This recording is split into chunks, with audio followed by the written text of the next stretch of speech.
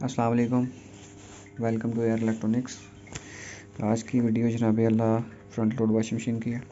डॉलेंस की ये DW basis x inverter washing machine है लेटेस्ट। इसमें हमने फ्रंट पैनल चेंज किया। इसमें प्रोग्राम का इशू था, सॉफ्टवेयर का इशू था।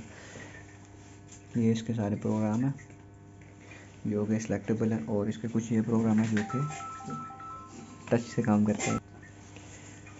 अभी इसको हमने मिनी 14 पे सिलेक्ट किया हुआ है। ठीक है जी, ये इसका प्रोग्राम चल रहा है।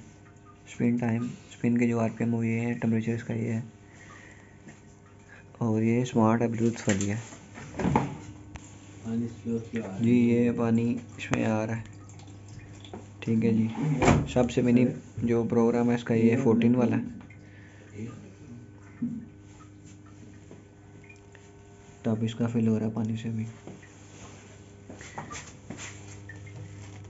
पीछे टैब के साथ कनेक्ट है। ठीक है जी। तो